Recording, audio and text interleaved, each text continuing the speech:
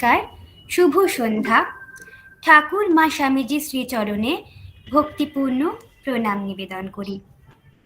শারদায় নারী জাগরণ আয়োজিত আজকের সান্ধ্যকালীন দেবত্ব সমাবেশে প্রধান অতিথির আসন অলঙ্কৃত করেছেন মাননীয়া ভারতী ঠাকুর মহাশয়া, প্রতিষ্ঠাতা নর্মদালয়। শ্রদ্ধা দিদিকে শারদায় নারী জাগরণের পক্ষ থেকে সশ্রদ্ধ প্রণাম জানাই। উপস্থিত শ্রোতৃবৃন্দকে জানাই যথাযোগ্য সম্মান। Today's session will be started with Vedic chanting by our little sister Samriddhi Das. Samriddhi, please start. Shri गुरुभ्यो नमः। हरि ओम। सहनाववतु सहनौ भुनक्तु सह वीर्यं करवावहै तेजस्विनावहितमस्तु मा विद्विषावहै। ओम शांति शांति शांतिः। हरि ओम। शन्नो मित्र शन्वरुणः शन्नो भवेत्वरेयमा शन्नो इन्द्रो बृहस्पतिः शन्नो विष्णु उरुक्रमः। नमो ब्रह्मणे नमस्ते वायु त्वमेव प्रत्यक्षं ब्रह्मासि त्वमेव प्रत्यक्षं ब्रह्मा वदिष्यामि रीतं वदिष्यामि सत्यं वदिष्यामि तन्माम् अवतु तद्वक्तारम् अवतु अवतु माम् अवतु वक्तारम्। ओम शांति शांति शांतिः। हरि ओम तत्सत्। श्री रामकृष्णाय परमस्तु। जय ठाकुर, जय माँ, जय Swami ji. Now, Thakur Ma Swamiji's Pranam Mantra by Sister Prachurya Chaudhuri.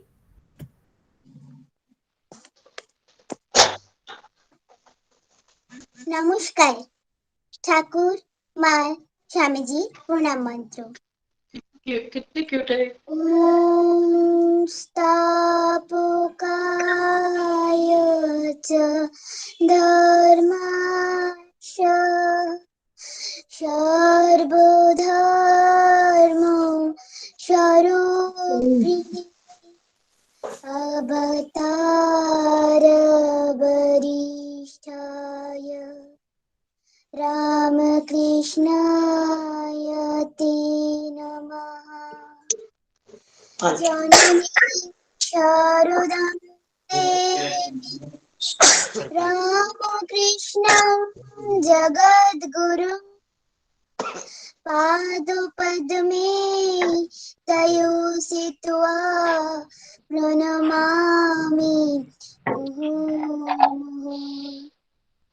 नमः श्रीजतिराजाय विवेकानन्दसूराय सच्चित्सुखो स्वरूपाय स्वामिनि तापहारिणि स्वामिनि तापहारिणि स्वामिनि तापहारिणि। जय ठाकुर, जय माँ, जय स्वामीजी। Today, our deep speaker, respected Bharti Thakur sister, is the founder of Nemar Abhyudaya Rural Management and Development Association. She is an avid traveler, nature lover, cyclist, a well-known writer, and a former central government employee in Maharashtra, who gave up her lucrative career for this organization. Rest we shall know from respected Didi. Today, our respected speaker will talk on Guru Kripa in her life. Now, I am requesting respected Didi to start her valuable speech. The speech will be in Hindi. पूरा broad नहीं हो सकता क्या? सबको नमस्ते।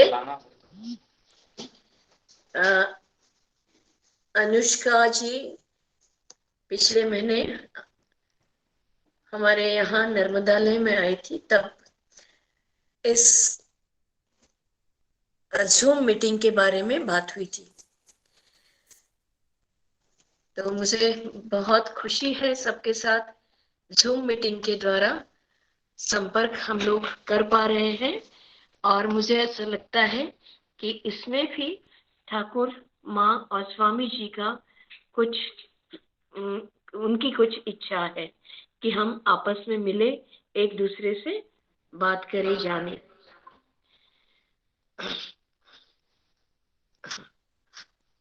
तो अनुष्का जी से बात करते समय उन्होंने विषय दिया था कि आपकी जिंदगी में गुरु कृपा की क्या अनुभव है, और आपने उसे जिंदगी कैसे किया है।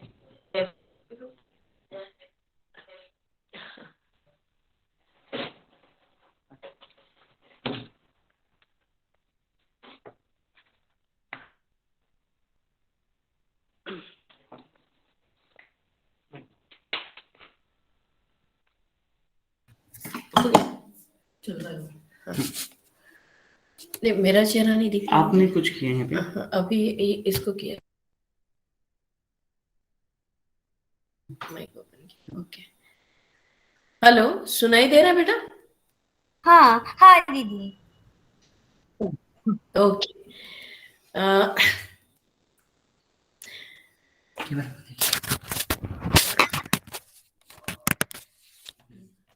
मेरी जिंदगी की कहानी कुछ अजीब सी है। मैं जब 20 साल की थी तो मेरे पिताजी का स्वर्गवास हुआ। 2-3 साल बाद मेरी माताजी का भी स्वर्गवास हुआ, और हमारा मकान काफी बड़ा था, और उस बड़े मकान में अकेले रहने की नौबत आ गई। कभी कभी ऐसा लगता था कि डिप्रेशन आ जाएगा, घर में कोई है नहीं, खाना भी अकेले बनाओ, अकेले बैठ के खाओ।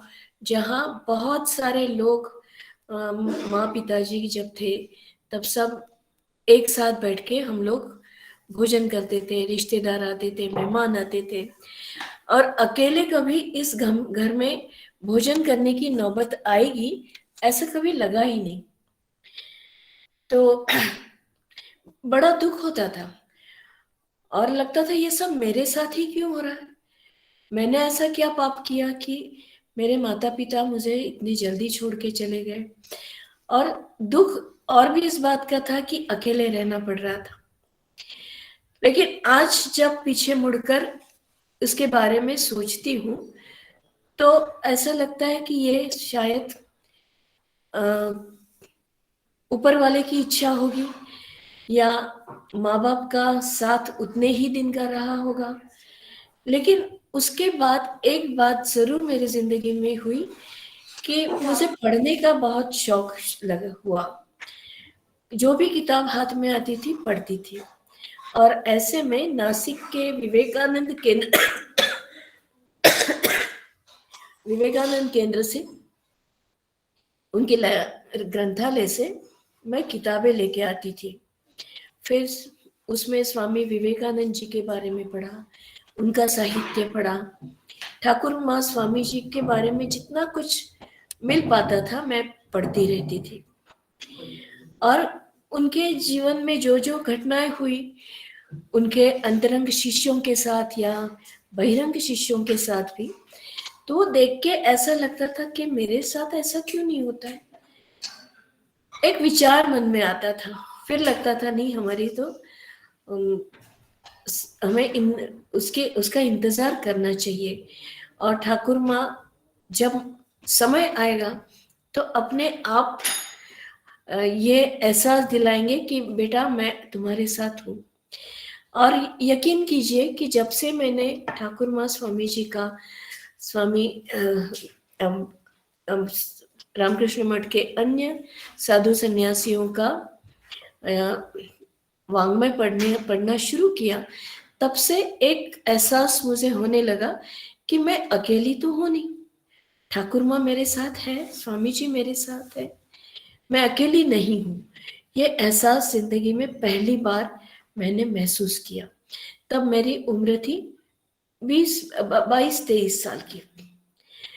ऐसे में एक दिन विवेकानंद केंद्र की कोई एडवर्टाइजमेंट अखबार में पढ़ी कि उनको पूर्णकालीन कार्यकर्ताओं की जरूरत थी। तो उसके पहले मैंने सोचा कि एक बार मैं जाके देख तो लूं। तो ऐसे ही एक योग प्रशिक्षण शिविर में 1984 में मैं कन्याकुमारी गई थी। जब विवेकानंद शिला स्मारक पर मैं पहुंची तो मुझे ऐसा लगा कि स्वामी जी ने जो आवाहन किया था कि मुझे अगर ऐसे कुछ 1000 कार्यकर्ता मिल जाए तो मैं इस देश का चित्र बदल दूं। वो बड़ा फेमस कोटेशन है, give me 100,000 men and women fired with zeal and courage। तो वो पढ़ते ही मेरे दिमाग में एक विचार आया कि स्वामी जी देह छोड़ के, मतलब अभी समाधि अवस्था में जाके लगभग 100 साल तो हो चुके, उससे भी ज्यादा साल हो चुके। लेकिन देखा जाए तो वास्तव में उनको जो अपेक्षा थी ऐसे कार्यकर्ताओं की, वो कितने मिले पता नहीं। तो क्यों न मैं स्वामी जी का एक कार्यकर्ता बन के काम करूं। तो बस मन में ये विचार आया और नासिक आकर मैंने मेरे कार्यालय में, जहाँ पर मैं नौकरी करती थी, भारत सरकार के रक्षा विभाग में मेरी नौकरी थी, आर्टिलरी सेंटर में। तो वहाँ जाके मैंने मेरे बॉस को बता दिया कि सर मुझे मेरी जॉब छोड़नी है, नौकरी छोड़नी है। तो पहले तो उन्होंने बड़ी गंभीरता से उसको लिया ही नहीं। 6-7 बार मेरा रेसिग्नेशन लेटर फाड़ के डस्टबिन में डाल दिया। फिर मैं हमारे कमांडेंट साहब के पास पहुंची। मैंने कहा देखो सर, मैं सीरियसली रेसिग्नेशन दे रही हूँ, लेकिन मेरे जो इमीडिएट बॉस है वो तो इस चीज को समझ नहीं रहे। तो मेरे जो कमांडेंट साहब थे उन्होंने कहा, ब्रिगेडियर SK माथुर थे उस समय, तो उन्होंने कहा कि देखो मेरी जितनी नौकरी हुई है, मतलब उनकी, ब्रिगेडियर SK माथुर जी की, उतनी तो तुम्हारी उम्र भी नहीं है, ऐसा उन्होंने मुझे कहा। और ये कहा कि अपना आर्थिक स्वातंत्र्य जो है कभी खोना नहीं बेटा। मैं तुम्हें अनुमति देता अगर तुम्हारे माँ बाप जिंदा होते, लेकिन अब तुम्हारे माँ बाप अगर जिंदा नहीं है तो तुम्हें मैं तो अनुमति नहीं दे सकता हूं, लेकिन तुम्हारी इच्छा है तो 5 साल के लिए मैं तुम्हें बिना तनख्वाह की छुट्टी दे सकता हूँ। सेंट्रल गवर्नमेंट में तब ऐसा कोई एक नया रूल आया था कि बिना किसी solid reason you can opt for 5 years without pay leave. तो मैंने कहा चलो ठीक है, 5 साल दे दीजिए, बात का बाद में देखेंगे। और 5 साल की छुट्टी लेके मैं विवेकानंद केंद्र कन्याकुमारी पहुंच गई। विवेकानंद केंद्र पहुंचने के बाद मेरा वो पूर्णकालीन कार्यकर्ता के रूप में वहां जाना हुआ था। तो सबसे पहला लाभ मुझे तो ये हुआ कि उनका ग्रंथालय बड़ा समृद्ध था। बहुत सारी और भी किताबें जो रामकृष्ण मिशन, अद्वैत आश्रम, ऐसे बड़े बड़े मतलब ठाकुर महास्वामी जी के संदर्भ में जितनी सारी किताबें थी वो पढ़ने का मौका मुझे वहां पर मिला। 6 महीने का मेरा प्रशिक्षण था वहां पे। वहां से उन्होंने मुझे असम भेजा। मेरा दुख क्या था कि मुझे घर में अकेले नहीं रहना था।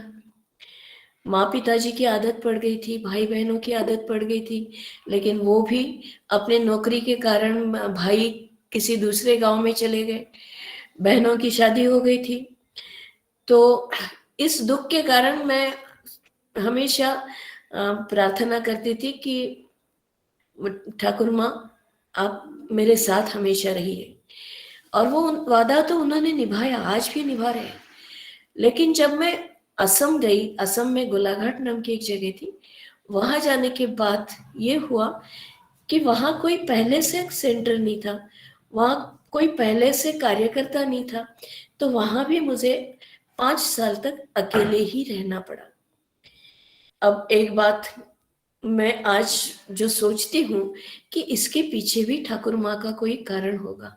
उन्होंने मुझे अकेले रखने का कारण वही जानते हैं, और शायद अकेले रह के मैं साधना आगे बढ़ाऊं, अच्छे से चिंतन मनन करना सीखूं, ये शायद उनका एक कारण हुआ होगा।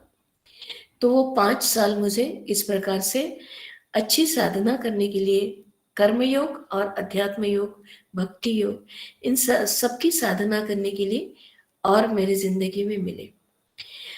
5 साल के बाद ऐसे हुआ कि मुझे बात मतलब जब वहाँ के जो मेरे 4-5 साल थे, तो आखिरी दिनों में मलेरिया बार बार होता था। वहाँ बारिश बहुत ज्यादा थी, मलेरिया बंद होने का नाम ही नहीं ले रहा था, और एक समय ऐसे आया कि कोई भी एंटीबायोटिक्स का मेरे शरीर पर कुछ असर नहीं हो रहा था।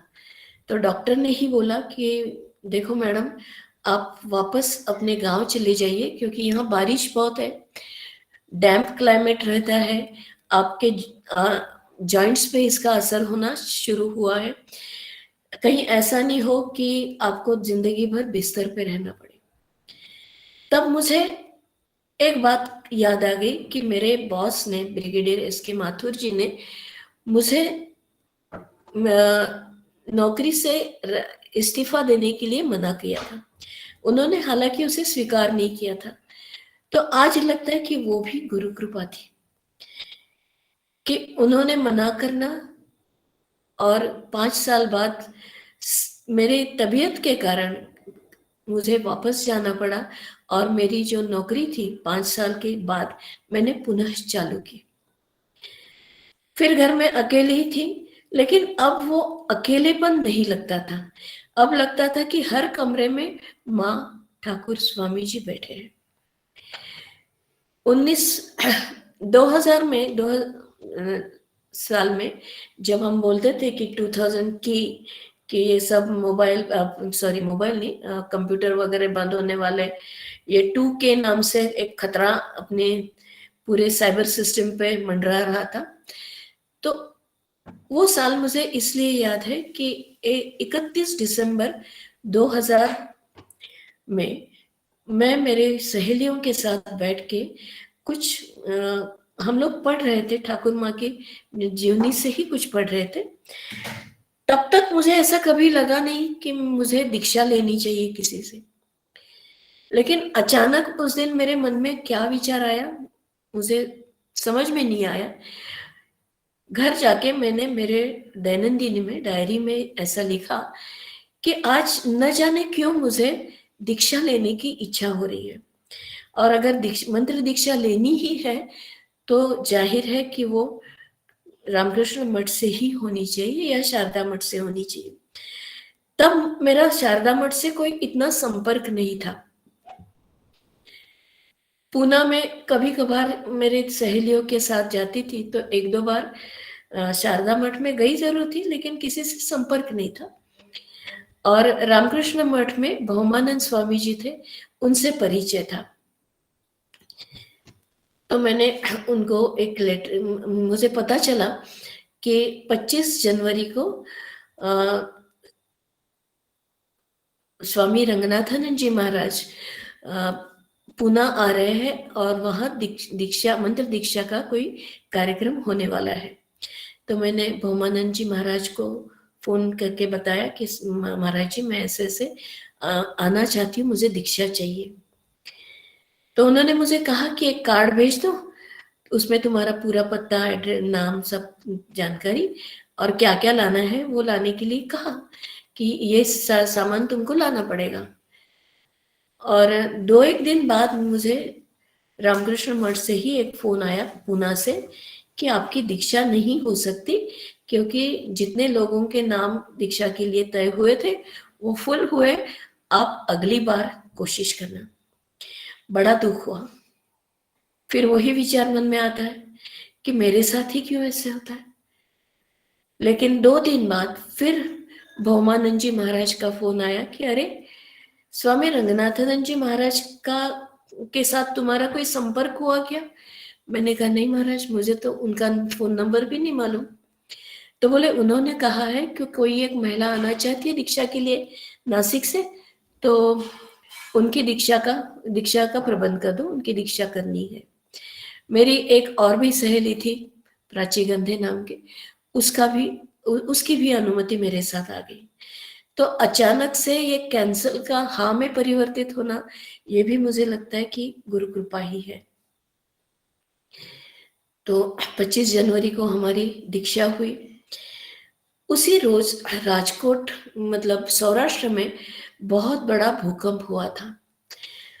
उस समय मेरे गुरु स्वामी रंगनाथन जी महाराज, उनकी उम्र बहुत ज्यादा थी, लेकिन उसके बावजूद उन्होंने कहा कि मुझे आज ही राजकोट पहुंचना है, और वो बाय कार पूना से इतने दूर का अंतर पार करके राजकोट के लिए वहां निकल गए। लेकिन एक बात दीक्षा के पहले दिन हुई थी। शाम के समय हम लोग मिले थे, तो ऐसे ही मैं कुछ पानी वानी पीने के लिए बाहर पैसेज में से जा रही थी। स्वामी जी वहां दरवाजे में खड़े थे। परिचय तो हो चुका था। मैंने स्वामी जी से पूछे तो स्वामी जी ने मुझे कहा, ऐसे अचानक ही पूछ लिया, कुछ लोग और भी खड़े थे वहां पे। स्वामी जी ने पूछा कि देखो भारती, कल तुम्हारी दीक्षा होने वाली है, तो तुम्हारा इष्ट देवत कौन है? अब मैं गड़बड़ा गई। ठाकुर माँ स्वामी जी तो है ही। मन में विचार आया कि इनको और कोई अभिप्रेत है क्या, कि जैसे गणेश जी, शिव जी, देवी माँ, दुर्गा माँ, काली माँ, ऐसा कुछ है क्या? तो मैंने ना समझी में बड़ा अजीब सा उत्तर दिया उनको। मैंने उनको कहा कि मैं तो सबको एक जैसा ही मानती हूँ, मेरे लिए तो वो सब गुरु तत्व है, और हर किसी के सामने माथा तो झुकता ही है। मेरा ऐसा कोई विशेष कि केवल यही मेरे इष्ट देवत है, ऐसा तो कोई नहीं है। जबकि मन में ठाकुर माँ स्वामी जी तो थे, हमारे घर की कुलदेवी भी थी, शिव जी भी थे, सब कोई थे। तो स्वामी जी हंस पड़े और उन्होंने कहा कि तुम्हारा कोई इष्ट देवत नहीं है तो इष्ट देवत तो रखना पड़ेगा भाई, ऐसे काम नहीं चलेगा। तो मैंने कहा कि आप बताइए स्वामी जी, मुझे क्या करना पड़ेगा?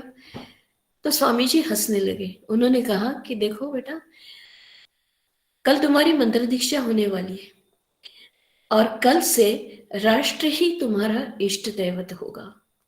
देखो बहुत बड़ी बात कही उन्होंने कि कल से अपना देश, अपना हिंदुस्तान ही तुम्हारा इष्ट देवत होगा। तुम्हारे इस इष्ट देवत की सेवा तुम्हें करनी है, शिव भावे जीव सेवा के माध्यम से, गरीबों की सेवा के माध्यम से तुम्हें इस इष्ट देवत की सेवा करनी, पूजा करनी है।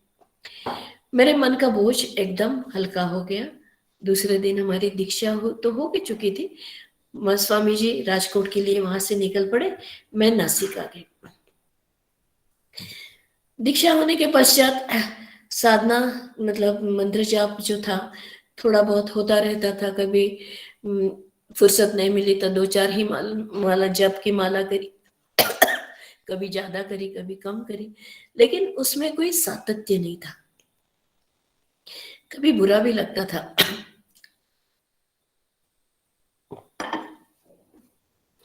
जप तो दिन भर होना चाहिए, और वो हो नहीं पा रहा है मेरे से। तो ऐसे में एक दिन अचानक मन में नर्मदा परिक्रमा का विचार आया। नर्मदा परिक्रमा आप लोग समझते हैं कि लगभग 3200 किलोमीटर दूरी की ये पैदल यात्रा है। नर्मदा जी के दोनों तट पर, दक्षिण तट और उत्तर तट पर पैदल चलना पड़ता है। और ये इतना आसान भी नहीं होता है। कभी पहाड़ी है, कभी रेत है, कभी पथरीली जमीन है, तो उसमें से चलना पड़ता है। और आजकल तो नर्मदा परिक्रमा के लिए बड़े बड़े अन्न क्षेत्र शुरू हुए, आश्रम भी बहुत सारे हो गए। लेकिन मैंने जब ये परिक्रमा की तो हमको अक्सर भिक्षा मांगकर 3 पत्थर रख के उस पे चूल्हा जला के खाना पकाना पड़ता था। लेकिन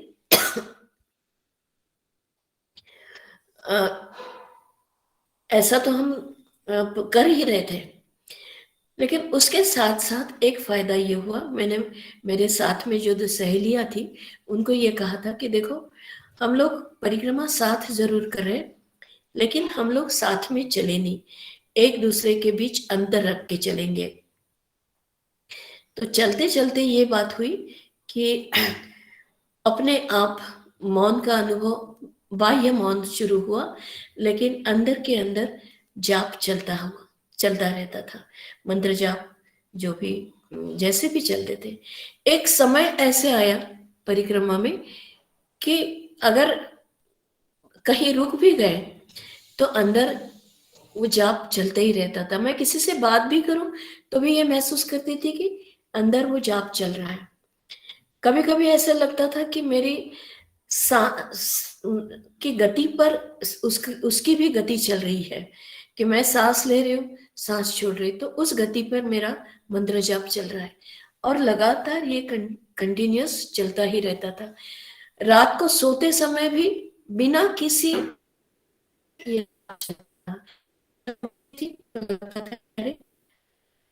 जाप तो रात भर चलता ही रहा शायद, क्योंकि सुबह उठती थी तो पहला विचार मन में वही आता था कि जैसे मैं रात भर वही जाप कर रही हूँ।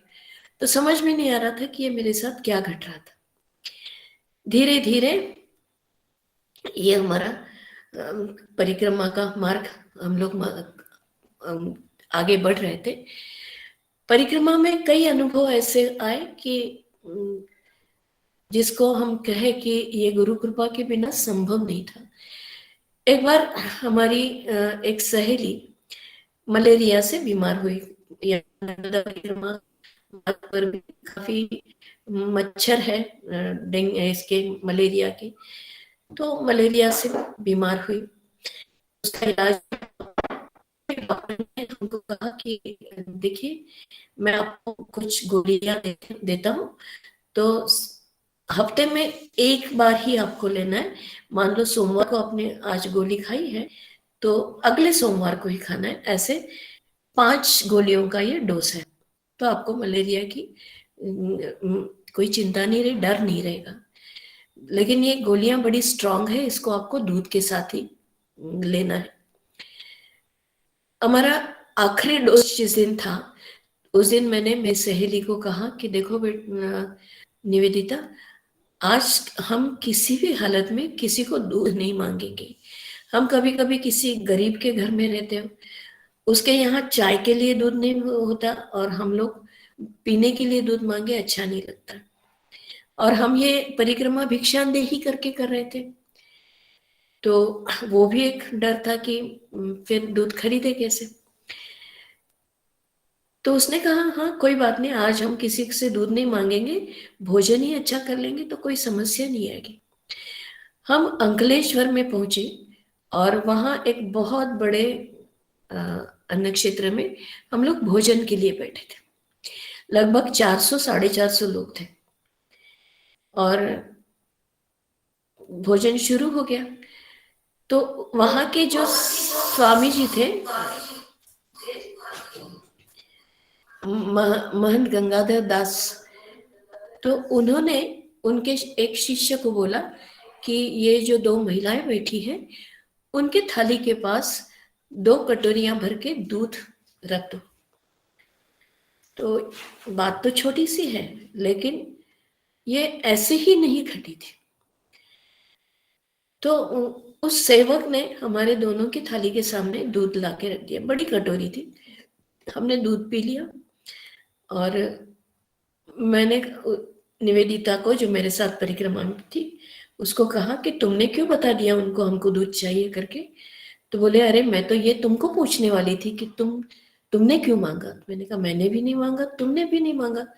तो उन्होंने 400 450 लोगों के पंगत में केवल हम दोनों को दूध कैसे दिया। चलो भोजन के पश्चात जाके उनको पूछते हैं। हम उनके पास गए तो वो हंसने लग गए। तो बोले मुझे भी समझ में नहीं आया कि ऐसा क्यों हुआ, लेकिन देखो मैंने आज तक किसी को ऐसे दूध दिया नहीं था। आज पहली बार भोजन करते समय मैंने किसी को दूध दिया है। तो चलो ये मेरी बात, मतलब मुझे लगा कि ये कहीं तो गुरु कृपा हम पर है। हमारी परिक्रमा ऐसे करते करते पूरी हो गई। ये तो एक छोटा सा अनुभव था कि मुझे लगा कि कुछ तो इसके पीछे ठाकुर माँ स्वामी जी की सोच है कि मेरे बच्चों को दूध के बिना अगर ये दवाई पी ले तो उनको तकलीफ नहीं होनी चाहिए, क्योंकि वो दवाई बहुत स्ट्रांग थी। परिक्रमा के दौरान ही मेरे मन में एक विचार आया कि मुझे अब नौकरी छोड़नी चाहिए। नौकरी छोड़ के यहाँ नर्मदा जी के किनारे जो गरीब बच्चे हैं उनको पढ़ाना चाहिए। मेरी उम्र थी उस समय 50 साल। अब एक बात सोचिए, 50-52 साल थी। एक बात सोचिए कि एक कोई महिला महाराष्ट्र से मध्य प्रदेश में, जहां किसी से परिचय नहीं है ज्यादा, ऐसे जगह पर आ रही है और बच्चों को पढ़ाने की बात कर रही है। तो मैंने हमारे परिक्रमा के दौरान जिनसे परिचय हुआ था उनको विशेष कोई परिचय नहीं था, एक ही बार मिले थे। उनको फोन लगा के बता दिया था कि आप मेरे लिए किराए का कोई मकान ढूंढ लीजिए।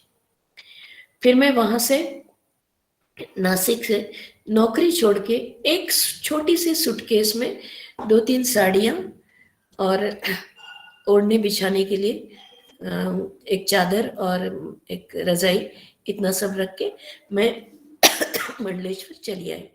हमारे उस परिचित ने मेरे लिए कमरा किराए से लेके रखा था।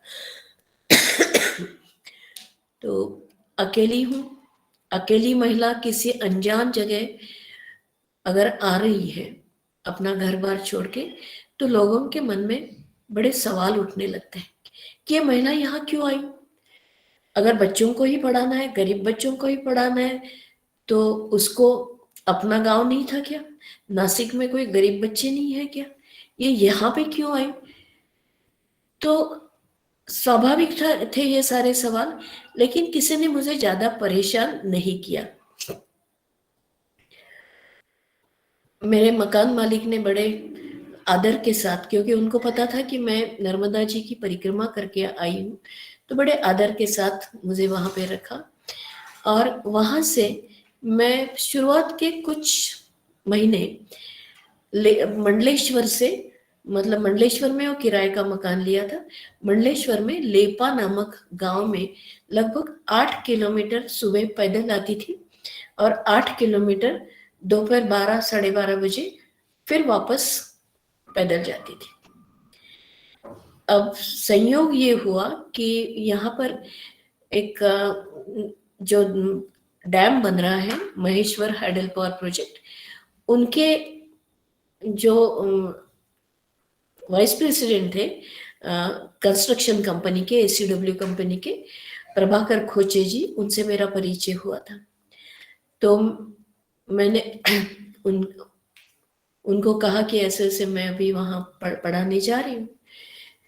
तो संयोग से उन्होंने मेरा परिचय एस कुमार, मतलब ये महेश्वर हाइडल पावर प्रोजेक्ट के श्री गांगुली जी से करवाए। वहाँ के वो प्रेसिडेंट थे या CEO थे कहेंगे। संयोग ये हुआ कि उनकी पढ़ाई रामकृष्ण मठ की ही किसी एक स्कूल में हुई थी और उनके माँ के गुरु और मेरे गुरु एक ही थे, स्वामी रंगनाथानंद जी महाराज। अब ये भी देखो कितना बड़ा अजीब संयोग है। मुझे मंडलेश्वर में जिन्होंने बेटी के जैसे रखा, वे प्रभाकर खोचे जी स्वामी वीरेश्वरानंद जी के अनुग्रहित थे। तो ये भी एक बड़ा संयोग था। और ये सब लोग मेरे आसपास होना, इनका मेरे आसपास होना, मुझे हर चीज में सपोर्ट करना, ये गुरु कृपा के बिना संभव नहीं है। लेकिन गांगुली साहब जो इस महेश्वर हाइडल पावर प्रोजेक्ट के सीईओ थे, जनरल मैनेजर थे, कुछ दिन बाद उन्होंने नौकरी छोड़ दी और वो कहीं दिल्ली साइड चले गए। खोचे साहब ने भी कुछ दिन बाद प्रकृति अस्वास्थ्य के कारण नौकरी का त्याग पत्र दिया, क्योंकि उस समय उनकी उम्र लगभग 82-85 साल की थी। तो वो भी अपने बेटी के पास चले गए। लेकिन एक बड़ा अजीब अनुभव मुझे इस लेपा गांव में हुआ। वहां के किसी एक नागा साधु ने 23 जनवरी 2012 को अचानक हमारे स्कूल में आके मुझे कहा कि देखो बेटा, पिछले 3 साल से मैं तुम्हें यहाँ बच्चों के लिए काम करते हुए देख रहा हूँ। जब मैंने लेपा में काम करना शुरू किया तो पहले दिन केवल 14 बच्चे थे और 1.5 महीने में लगभग 132 से भी ज्यादा बच्चे हो गए थे। 3 साल तक हमारा ये काम वहाँ चलता रहा, पूरा लेपा गांव में। और बाद में ये जो साधु बाबा थे, उन्होंने आके मुझे कहा कि तुम 3 साल से जो काम कर रही हो, 2009 में मैंने लेपा गांव में काम शुरू किया था और 2012 में ये साधु बाबा ने आके उनके एक नए बनाए हुए आश्रम की चाबियां और डॉक्यूमेंट्स मेरे हाथ में रखे और कहा कि देखो बेटा, मैं बहुत खुश हूं तुम्हारे इस कार्य से।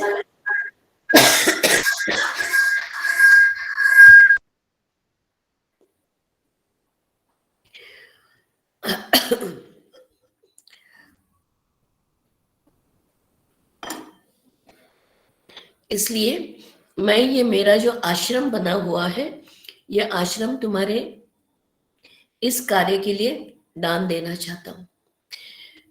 मैं बड़ी आश्चर्यचकित हो गई कि ऐसे बिना पहचान के कोई कैसे अपनी जमीन किसी को दान दे सकता है।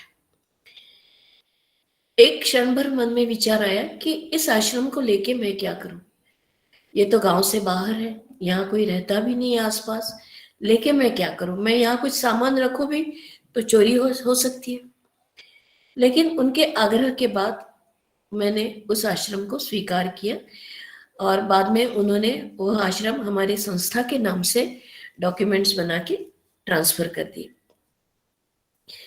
मुझे ऐसा लगा कि मैं रोज इतने दूर आती हूँ, तब तक हमारी गाड़ी की भी व्यवस्था हो चुकी थी, लेकिन आना जाना मेरे लिए इतना जो कठिन पड़ता है, तो क्यों ना मैं यहीं पे रहने के लिए आ जाऊं।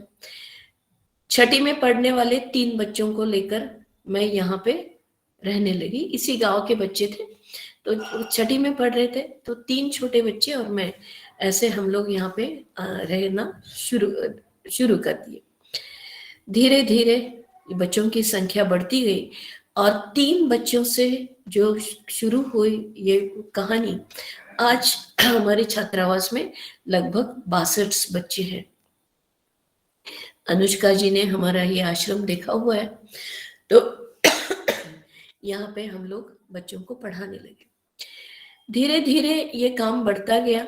जैसे लेपा गांव में मैं नर्मदालय चलाती थी, गरीब बच्चों को निःशुल्क पढ़ाती थी, धीरे धीरे ये काम दूसरे गांव में भी फैलने लगा और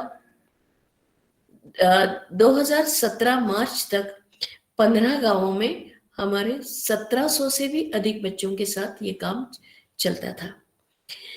तो लोगों की काफी मदद मिलती थी और सबसे बड़ी बात थी कि इस कार्यक्रम के लिए, ये जो हम बच्चों को पढ़ाते थे या मैं बच्चों को लेकर यहाँ रहती थी, तो इसके लिए आज तक हमने कोई सरकारी अनुदान नहीं लिया।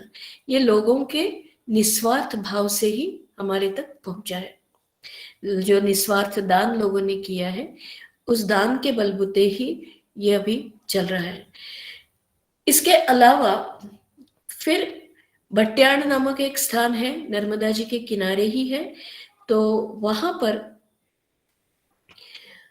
वहाँ की ग्राम पंचायत ने बच्चों को अगर आप निःशुल्क पढ़ाएंगे, स्कूल खोलेंगे, तो हम आपको जगह देते हैं, ऐसा कह के लगभग 4,500-5,000 स्क्वायर फीट की जमीन हमारी संस्था के नाम कर दी। वहाँ भी आज लगभग 70-80 बच्चे निःशुल्क शिक्षा का लाभ ले रहे हैं, और वहाँ और यहाँ लेपा पुनर्वास में बच्चों को निःशुल्क भोजन भी कराया जाता है। तीसरा एक स्कूल जो खुला वो सामने वाले तट पर छोटी खरगोन पे, वहाँ एक कोई रिटायर्ड शिक्षक थे, कोई मेरी जान पहचान नहीं थी। अचानक मेरे मकान मालिक के साथ हमारे पास पहुंचे और उन्होंने कहा कि मेरी ये जो प्रॉपर्टी है मैडम, मैं आपको ही दान देना चाहता हूँ, मैं और किसी को देना नहीं चाहता हूँ, क्योंकि उसका उपयोग लोग ठीक नहीं करेंगे। उनकी वहाँ 5वीं तक स्कूल थी गरीब बच्चों के लिए, आज वो स्कूल 8वीं तक है, और वो पूरी प्रॉपर्टी उन्होंने हमारी संस्था को दान दी है। मुझे ऐसा लगता है कि ठाकुर माँ, स्वामी जी, इन तीनों के मन में ये इच्छा थी कि नर्मदा जी के किनारे कुछ सेवा कार्य यहाँ पर हो, और उसके लिए मैं निमित्त मात्र बनूं। तो ठाकुर ने निमित्त मात्र बनने के लिए मुझे चुना, ये मेरे लिए बहुत बड़ी बात है, ऐसा मैं समझती हूँ। मैं उस कृपा के पात्र हूँ, ऐसा समझती हूँ। 2-3 घटनाएं मैं यहाँ की शेयर करना चाहूंगी। हमारे यहाँ भवन निर्माण का काम चल रहा था और अचानक पैसे की बहुत तंगी आई, और समस्या ये होती है कि अगर पैसे नहीं जुटाए तो काम करने वाले जो ठेकेदार लोग हैं वो ज्यादा दिन तक टिकते नहीं है। तो धनतेरस का दिन था, दिवाली का, और मैं ठाकुर के पास बैठी थी, और हमारे जो एक कोऑर्डिनेटर है दिग्विजय सिंह जी, उन्होंने कहा कि देखिए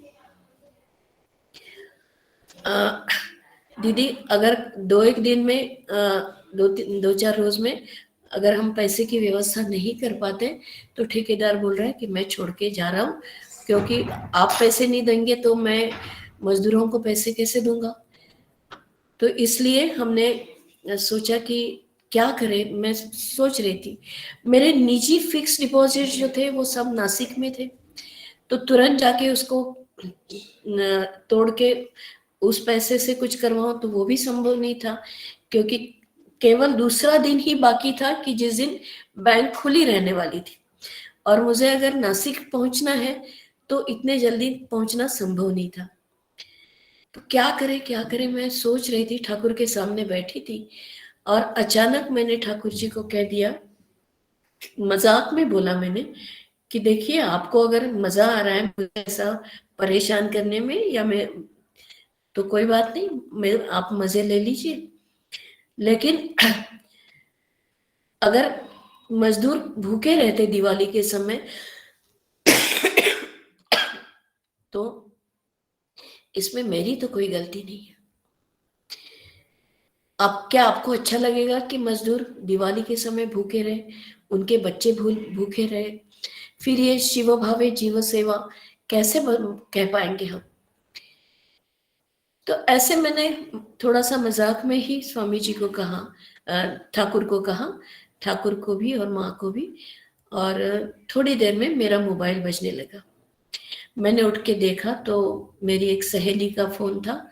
उसने कहा कि देखो, अभी मेरे पास वासंती नामक मेरी दूसरी एक सहेली का, मतलब उसकी सहेली का फोन आया, जिसको मैं बिल्कुल नहीं जानती थी। तो मैंने कहा क्या उसका फोन आया तो तुम मुझे क्यों बता रही हो? उसने कहा कि मैं इसलिए तुमको तुरंत फोन लगा रही हूँ, अभी 2 मिनट पहले उसका फोन आया। उसने कहा कि वो 3 लाख रुपए अपनी संस्था के भवन निर्माण में दान देना चाहती है। तो मुझे तो रोना आने लग गया कि ठाकुर, मैंने तो सुना था कि आप कृपालु है, दयालु है, लेकिन मैं मुझ जैसे एक छोटे से शिष्य की बात आप इतने जल्दी सुन लेते, ये तो मेरे लिए असंभव बात थी। लेकिन आपका धन्यवाद करूं भी तो किस शब्दों में करूं? और दूसरे दिन सुबह 10-11 बजे के लगभग हमारे अकाउंट में पैसे आ चुके थे और दूसरे दिन लक्ष्मी पूजन नहीं था, बीच में कोई एक खंडित दिन था, तो इसलिए बैंक खुली थी, मजदूरों को, ठेकेदार को पैसे मिल गए और हमारा ये काम आगे बढ़ा। दूसरी एक घटना अभी 2-3 महीने पहले सितंबर की है। हमारे संस्था में किसी ने गाय खरीदने के लिए, गिर प्रजाति की गाय खरीदने के लिए कुछ दान दिया था। तो गिर गाय हमारे यहाँ आसपास कोई अच्छी मिल नहीं रही थी। हमने किसी एक दलाल को भी पैसे दिए कि भाई तुम देखो, बताओ कि कर सकते हो क्या। तो दलाल ने पैसे तो ले रखे, लेकिन 1.5-2 महीने के बाद पैसे वापस कर दिए, कहा कि नहीं, कोई अच्छी गाय नहीं मिल रही। फिर मुझे किसी ने कहा कि आप राजकोट जूनागढ़ साइड जाएंगे तो वहां अच्छी गाय मिलती है। मुझे लगा अच्छी बात है कि चलो जाते हैं। मैंने राजकोट आश्रम में जगन्नाथ महाराज जी हैं, उनको फोन लगाया और कहा कि महाराज, मैं ऐसे ऐसे वहां गाय खरीदने के लिए आना चाहती हूँ, तो क्या आपके मठ के जो भक्त लोग हैं उनमें से कोई मेरी सहायता करेगा? तो उन्होंने कहा बिल्कुल करेंगे, 2 भक्तों को मैं साथ में देता हूँ आपके, वो आपके साथ जाएंगे, आप गाय खरीद लीजिएगा, आप आइए, कब जब भी आपको फुर्सत है आइए। तो मैं और हमारे 2-3 कार्यकर्ता, हम लोग राजकोट की जाने के लिए निकले 6 सितंबर। और दूसरी एक अजीब बात थी उस समय कि लगभग 2 महीने पहले, मतलब जुलाई अगस्त 2021 से मुझे रात दिन सोते समय भी, दिन में भी 2 पीतल की बड़ी समैया मेरे आंखों के सामने आती थी। हमारे कोऑर्डिनेटर को मैं पूछती थी, हमने कहाँ देखी रही है समैया, अपने को खरीदनी है ऐसी समई। तो वो कहता था कि दीदी 2 साल हो गए, हम तो किसी के घर गए नहीं अभी तक। नासिक एक बार गए थे तो आपके भांजी के घर गए थे, उनके पास ऐसी समैया नहीं है। दूसरी एक मेरी सहेली के पास गए थे, उनके पास भी ऐसी कोई समई नहीं है। तो ऐसे तो कोई हमने, मुझे भी याद नहीं आ रहा है, तो विषय हम वहीं पे छोड़ देते थे। 6 सितंबर को जब हम इंदौर गए थे, इंदौर में अहिल्या माता का एक उत्सव था। उस उत्सव में मेरा एक छोटा सा भाषण था, मुझे कोई छोटा सा प्रवचन देना था। तो वो कार्यक्रम होने के पश्चात भी मैंने उसे कहा कि क्या हम वो समय मतलब पीतल के बड़े दीपक लाने के लिए बर्तन बाजार जाए? तो उसने कहा नहीं, हम आने के बाद जाएंगे, अभी देर हो जाएगी, कल हमको सुबह राजकोट के लिए जल्दी निकलना है। हम लोग राजकोट के लिए दूसरे दिन सुबह जल्दी निकल गए, शाम को पहुंचे। वहीं मठ में, हमारे गेस्ट हाउस में विश्राम की व्यवस्था, रुकने की व्यवस्था महाराज जी ने की थी। दूसरे दिन सुबह हम एक गौशाला गए। रामकृष्ण मठ के 2 भक्त भी हमारे साथ थे, तो उनको लेके हम गए। तो थोड़ी थोड़ी बारिश हो रही थी। वहां गौशाला में पूरी गीलापन था। मुझे लगा कि पैर शायद फिसल जाएंगे मेरे, क्योंकि गोबर और गोमूत्र से पूरा चिपचिपा हुआ था। तो मैं बाहर जाके बैठ गई। गौशाला का जो मालिक था वो भी मेरे साथ आके बैठ गया। उसके कुछ सेवक हमारे कार्यकर्ताओं को गाय दिखा रहे थे। और तब वो जो गौशाला का मालिक था वो मुझे बार बार बता रहा था कि हमारी गौशाला के पीछे एक भंगार माल की दुकान है, स्क्रैप की। तो वहां पे 2 मूर्तियां है, 3 साल हो गए, 3 साल से वहीं पड़ी है, लेकिन हमारे समझ में नहीं आ रहा है कि वो मूर्ति किसकी है। उसमें जो महिला की मूर्ति है वो शायद राधा की मूर्ति हो सकती है, लेकिन आदमी की मूर्ति है वो किसकी है समझ में नहीं आ रहा है। आप उस मूर्ति को देखेंगे क्या? मुझे जरा भी उत्साह नहीं था उन मूर्तियों को देखने के लिए, क्योंकि समय जाएगा और फिर हम लोगों को 2-3 जगह और भी गाय देखने के लिए जाना था। तो मैंने कहा कि नहीं, मैं तो मतलब मैंने कोई उत्साह नहीं दिखाया। लेकिन जब हम लोग वहां से उठे तो उसने कहा कि माता जी आप वो मूर्तियों का दर्शन करेंगे क्या? तो जब उसने दर्शन शब्द का उपयोग किया तो मुझे लगा कि हो सकता है किसी भगवान की मूर्ति हो, तो मना नहीं करना चाहिए। तो हम लोग उस भंगार माल की दुकान में पहुंच गए और जाते ही सबसे पहले वो भंगार माल की दुकान के कोने में ये दोनों मूर्तियां थी। एक मूर्ति थी ठाकुर की और पूज्य श्री ठाकुर जी की, और वो मूर्ति कहाँ रखी थी?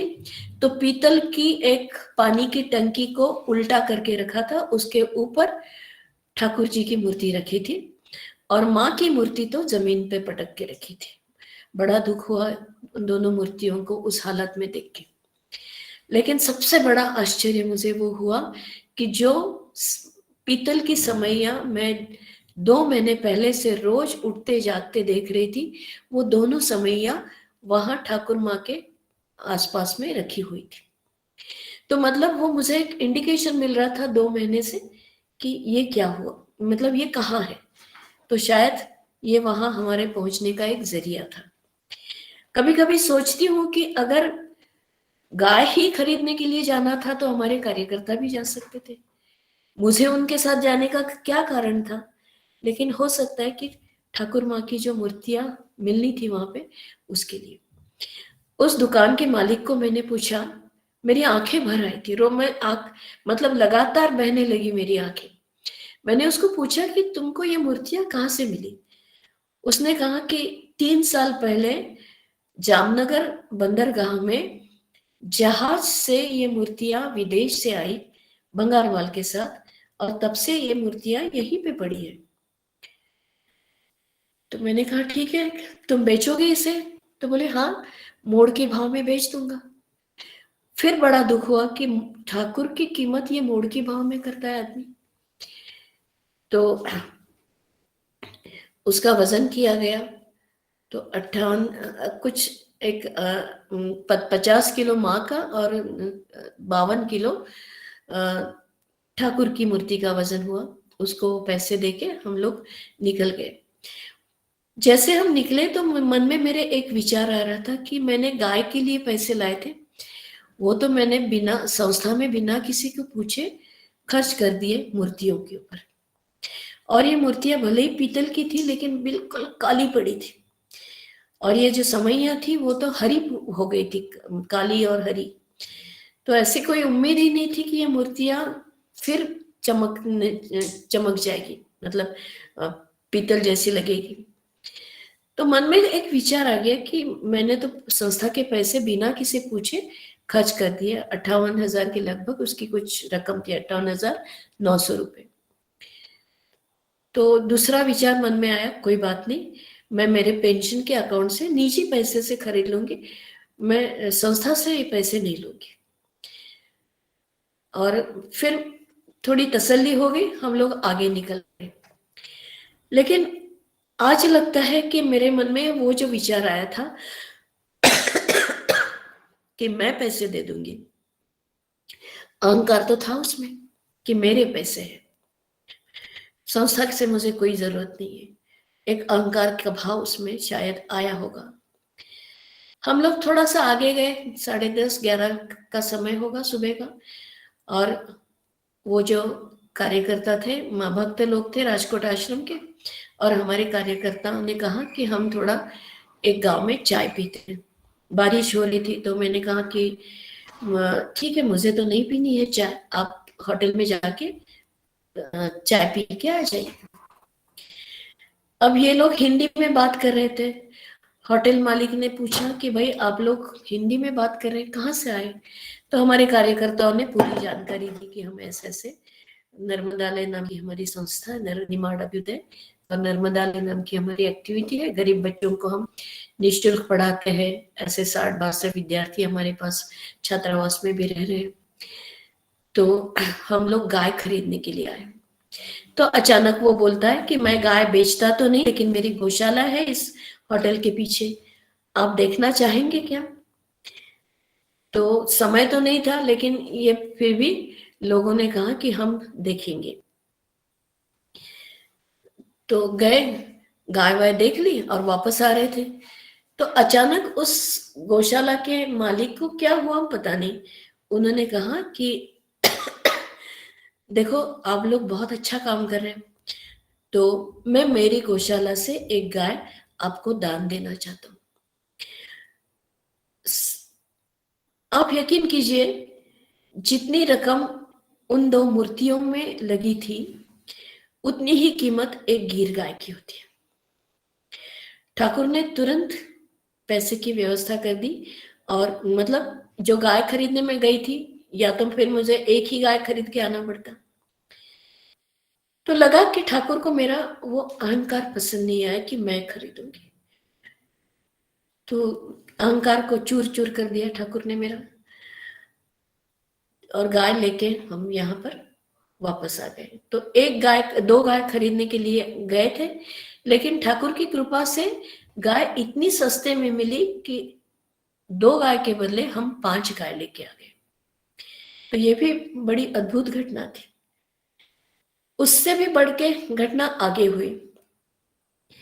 शाम को 5 बजे के लगभग उस दुकान वाले का, कि जिसके यहाँ वो मूर्तियां रखी थी, उसका फोन आया। हम लोग मूर्ति लेके तो नहीं निकले थे साथ में, हमने उसको कहा था कि हम कल लेके जाएंगे मूर्तियां, पैसे अभी रख लो लेकिन मूर्तियां हम कल ले जाएंगे। तो हम लोग उनको वहीं छोड़ के गए थे, क्योंकि फिर वापस आश्रम में जाना संभव नहीं था। तो शाम को 5 साढ़े 5 के लगभग उसका फोन आया। उसने कहा कि ये मूर्तियां आप तुरंत यहाँ से ले जाइए, मुझे अच्छा नहीं लग रहा है कि ये मूर्तियां यहाँ से जाएगी। बड़ा दुखी हो गया, और उसको भी ये समझ में नहीं आ रहा होगा कि ये मूर्तियां किसकी है कि ये महिला इनके लिए इतना रो रही थी, बच्चे जैसी रो रही थी। तो हम लोग तो वहां से 150 किलोमीटर दूर थे। हमने उसको कहा कि देखो भैया, एक काम करो, हम तो अभी वहां पहुंच नहीं सकते, लेकिन आप उन मूर्तियों को किसी टेम्पो में रख के रामकृष्ण मठ राजकोट में पहुंचा दीजिएगा। उसके जो भी कुछ पैसे होंगे मैं महाराज जी को बोलती हूँ, वो आपको दे देंगे। तो उसने तुरंत हाँ भर दी, और मूर्तियों को उन्होंने रामकृष्ण मठ में राजकोट में पहुंचा दिया। तो जब वे वहां पहुंचे तो ठाकुर जी का बड़ा सा मंदिर है वहां पे। सब कुछ उन्होंने देखा कि अरे 3 साल तक मैंने जिनको मेरे भंगार की दुकान में रखा, कभी वो उनके ऊपर से धूल तक नहीं हटाई, उनका इतना बड़ा मंदिर है, उनकी इतनी अच्छी पूजा हो रही है। तो उसको बहुत दुख होने लगा, तो और उसी सदमे में वो वहां से वापस चला गया। धीरे धीरे हम लोग भी वहां पहुंचे, और महाराज जी, स्वामी निखिलेश्वरानंद जी महाराज जी से भी बात हुई। उन्होंने भी मूर्तियों को देख के बहुत प्रसन्नता व्यक्त की। और एक बात हमने जरूर वहां की कि उसको, वो जो दुकानदार था, उसके लिए हमने ठाकुर माँ स्वामी जी की एक फोटो की, बहुत बड़ी फोटो की फ्रेम भिजवाई, ताकि उनको वो हमेशा के लिए अपनी दुकान में रख सके। फिर वहां से निकलकर हम वापस आए, और आज मुझे कहते हुए बड़ी खुशी है कि ठाकुर माँ तो हमारे यहाँ पहुंच गए, लेकिन फिर भी कुछ सुना सुना लग रहा था कि अगर ठाकुर माँ है और स्वामी जी नहीं है, ऐसा तो संभव नहीं होगा। तो स्वामी जी की मूर्ति बनाने के लिए हमने नासिक में एक मूर्तिकार को दी है, पीतल की मूर्ति बनेगी, और 2-1 महीने में हमारे पास लेपा में आ जाएगी। इस संदर्भ में मुझे एक घटना और भी याद है, गुरु कृपा के संदर्भ में मैं कहूंगी कि हम लोग एक बार कहीं से आ रहे थे गाड़ी में, और अचानक एक बगुला पैदल रास्ता क्रॉस कर रहा था। तो मैंने हमारे कोऑर्डिनेटर को कहा कि देखो, ये बगुला है, उसको उड़ना आता है, तो ये इतने ट्रैफिक में दोनों साइड से गाड़ियों का आना जाना चल रहा है, ये रास्ता पैदल क्यों क्रॉस कर रहा है, ये तो उड़ के भी क्रॉस कर सकता है। मेरे मन में ऐसा विचार आया और मैंने उसको बोला। उतने में सामने से एक बस आई और उसने बगुले को उड़ाया। वो बगुला उड़ने की कोशिश में रास्ते के उस पार एक बबूल की झाड़ी में जाके गिरा। हम लोगों ने गाड़ी रोक दी। मैंने हमारे कोऑर्डिनेटर दिग्विजय को कहा कि जाओ उसको ले आओ, शायद वो जख्मी हो गया, उसका कुछ इलाज करेंगे। तो वो गया वहां पे और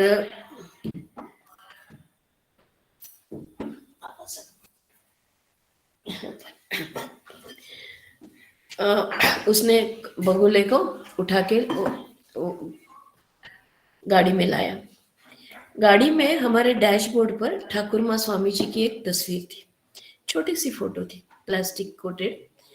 और वो बगुला जैसे मैं उसको मेरे गोदी में लेकर बैठ गई तो उतने में उसकी हलचल शुरू हो गई। मुझे लगा कि उसको मेरे गोदी में बैठना अच्छा नहीं लग रहा है, इसलिए मैंने उसको छोड़ दिया।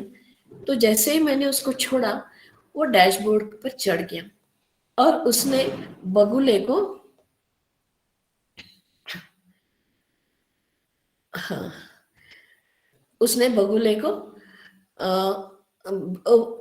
छोड़ दिया। डैशबोर्ड पे बगुला चढ़ गया और उसने ठाकुर माँ स्वामी जी की फोटो को 5 बार परिक्रमा लगाए। फोटो के पीछे तो इतनी छोटी सी जगह थी कि हमारे समझ में नहीं आ रहा था कि ये कैसे संभव हो पाया। ये समयों की भी फोटो डालूंगी। तो ये संभव कैसे हो पाया? तो ये तो कोई उनका पुराना भक्त ही होगा जो इस जन्म में भी उनके दर्शन करना चाहता था। और जैसे हम उस बगुले को लेके घर आए तो एक और आश्चर्य हुआ। जैसे मैं गाड़ी से उतरी तो वो मेरे हाथ से निकल गया और ठाकुर माँ स्वामी जी की जो तस्वीर हमारे प्रार्थना कक्ष में थी, उस प्रार्थना कक्ष में आके वो हमारे सामने आकर, मतलब ठाकुर माँ स्वामी जी की फोटो के सामने आके खड़ा हो गया। और आश्चर्य की बात ये कि पूरी रात वो वहीं पे खड़ा था।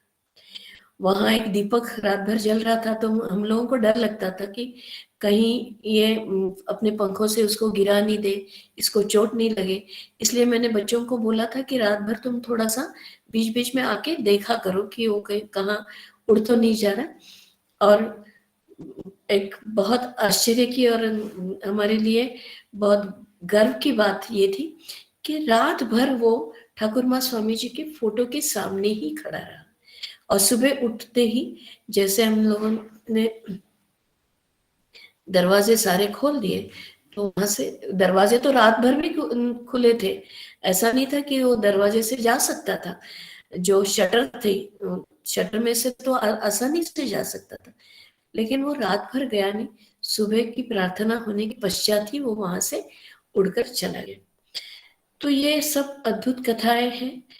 सबसे अद्भुत मुझे ये लगता है कि नासिक से मेरा अकेले यहाँ आना, एक छोटी सी सूटकेस साथ लेके आना, और आज हमारी संस्था के 3 विद्यालय हैं। तीनों विद्यालयों में हम लोग निःशुल्क बच्चों को पढ़ा रहे हैं, मध्याह्न भोजन की भी व्यवस्था कर रहे हैं। केवल निःशुल्क पढ़ाई नहीं, तो बच्चों के स्कूल यूनिफॉर्म्स है, बैग्स है या जूते हैं, बाकी खाना पीना सब की कॉपी किताबें, ये सारी व्यवस्था यहाँ पे निःशुल्क हो रही है। मैं खुद तो इतनी पैसे वाली हूं नहीं, सरकारी नौकरी में थी, थोड़ी बहुत पेंशन मिलती है, उतनी ही मेरी आमदनी है। लेकिन आज 62 लोगों की तनख्वाह हमारे इस संस्था के माध्यम से दी जा रही है। लगभग 4-4.5 लाख रुपए महीने की तनख्वाह है ये। एक महीने में 4-4.5 लाख रुपए से ज्यादा होती है। मध्याह्न भोजन का खर्चा और इसके अलावा बहुत सारे छोटे मोटे एडमिनिस्ट्रेटिव एक्सपेंसेस होते हैं। ये पैसे किसी एक संस्था से नहीं आते, तो छोटे छोटे सैकड़ों हजारों दानदाताओं से आते हैं। इनमें से कई लोगों को तो मैंने आज तक देखा भी नहीं है। इसमें से एक कोई मुंबई से है, कोई पूना से है, कोई हैदराबाद से है। ऐसे कई दानदाता हैं कि जो छोटा छोटा योगदान करके इसे चलाते हैं। तो भविष्य में एक योजना और भी है, ठाकुर माँ स्वामी जी की इच्छा हो तो ये जो मूर्तियां यहाँ पे आई है उनके लिए एक स्वतंत्र भवन बने जहाँ बैठ के बच्चे रोज प्रार्थना कर सके। उस भवन का निर्माण अब ठाकुर माँ स्वामी जी की इच्छा के अनुसार ही होगा। कब होता है, आइए हम सब लोग उसका इंतजार करेंगे। नमस्ते, नर्मदे हर। बहुत अच्छा लगा अनुष्का जी आपके इस कार्यक्रम में आकर आप सबसे बात करने का। मैं उम्मीद करती हूँ कि आपको सबको ये हमारी गुरु कृपा की जो अनुभूतियां हैं वो सुनने में अच्छी लगी होगी। बस एक ही भाव मन में आता है कि आज 450 से अधिक बच्चे हमारे इन 3 विद्यालयों में पढ़ रहे हैं। उनकी शिक्षा का निमित्त बनने का एक अवसर ठाकुर माँ स्वामी जी ने मुझे यहाँ पे दिया है। और इन 62 लोगों में कुछ कार्यकर्ता ऐसे भी हैं कि जो यहाँ निःशुल्क समयदान भी देते हैं। तो ऐसे लोग भी यहाँ पे जुड़े हैं और हमारे इस कार्य में सहयोग दे रहे हैं। नमस्ते, नर्मदे हर। फिर मिलेंगे। आप सबको नर्मदालय निमंत्रण है। आप जब भी इच्छा करें बिल्कुल यहाँ पे आइए, यहाँ रहने की भी व्यवस्था हो सकती है। नर्मदे हर। We are really enriched by your words, Didi. Our heartfelt pranam. Now, I am requesting our sister Rakhi Mitra Chakrabarti for vote of thanks. दीदी, ठाकुर माँ स्वामी जी को मेरा प्रणाम और आपको बहुत बहुत प्रणाम, अंतर का प्रणाम। वो स्वामी जी का एक कोटेशन है, they only live who live for others and the rest are more dead than alive. और आपका जो जीवन है, आपका जो जीवन की घटनाएं हैं, वो हम सब के लिए इतनी इंस्पिरेशनल है कि ऐसा लगता है कि हम लोगों के अंदर भी आपकी जो गुरु कृपा की घटनाएं हैं वो हम लोगों के अंदर भी गुरु कृपा को जागरूक कर दिया है। और हम लोग ये एक्सपेक्ट करते हैं कि आपको दोबारा हम लोगों के बीच हम पाएंगे और आपके ऊपर ठाकुर माँ स्वामी जी की कृपा बनी रहे, हम सबके ऊपर बने रहे और आपका जो काम है, आपका जो प्रोजेक्ट है वो सक्सेसफुल हो। हम इस देश की और इस जगत की आप जैसे इंसान की बहुत जरूरत है। स्वामी जी, ठाकुर माँ आपके अंदर जीवित है। हमारे यहाँ आने के लिए बहुत बहुत शुक्रिया और प्रणाम दीदी। धन्यवाद दीदी राखी। आपका दीदी आपको वहाँ जो मूर्ति है वो देख सकते हैं क्या हम? अभी तो रात हो चुकी है। जी जी। मूर्ति अभी देख सकते हैं क्या? आपकी वही आप मूर्ति जहाँ है अभी वही? नहीं, मूर्ति अभी पॉलिश करने के लिए दी थी। कुछ उनके बाल में पॉलिश हो नहीं पा रहा था मुझसे, तो मैं अनुष्का जी के मोबाइल पे भेज दूंगी, है ना? हाँ, तो आपको मेरे पास है दीदी, मेरे पास है दीदी। हाँ हाँ दीदी, और स्वामी जी की भी बहुत अच्छा मूर्ति लगा आएगी आपका तो आप भी बात जी। सुन के। जी। Now, I am going to tell the regular activities of Sharadai Nari Jagran. Every morning there is morning daily practice session from 5:15 to 6:30 am. Daily evening prayer. Every Monday there is special discourse for divinity. Every Wednesday study circle. Every Thursday spiritual discourse. Every Saturday Shangit Shandha. Every Sunday there is Amritasya Putraha special session for children. We try to organize various training programs, spoken Hindi, English, Sanskrit, music, classical dance, recitation, yoga classes, and medical advice also. by the blessings of Thakurma and Swamiji, we also try to take part in some relief activities. There is a separate group for boys called Young Soldiers of Swamiji who conduct the same activities. Now we are end of the session. Now concluding song by our sister Moshumi Bandepadhyay. दीदी ठाकुर आप जहाँ रहते हैं वहाँ ठंड ठंड कम है क्या? कोई चादर वगैरह? नहीं है अभी, थोड़ी है अभी। अच्छा अच्छा, इसलिए आपको खांसी आ रही है। थोड़ा जी, गर्म जी। पानी पी लीजिए। फिर हाथ में ही है गर्म पानी।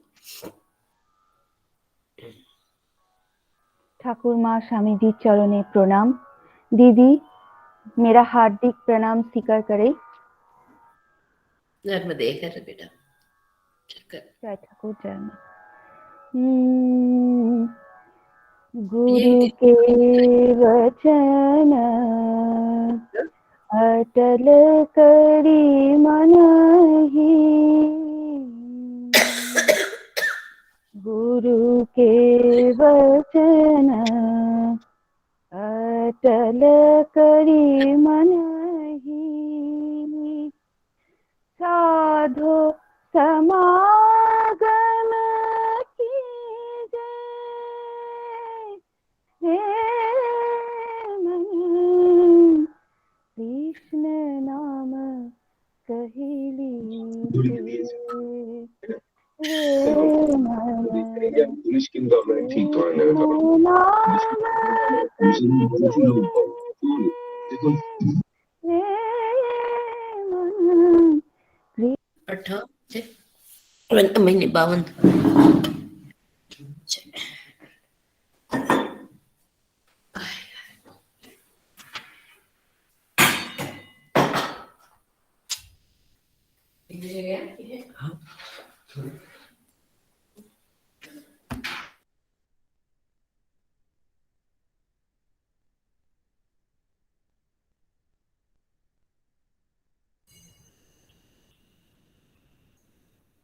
Now we will end our session. Om Shanti Shanti Shanti Harihi Om Tat Sat Shri Ramakrishna Arpanamastu. Joy Thakur, Joy Ma, Joy Swamiji Maharaj. Thank you and pranam.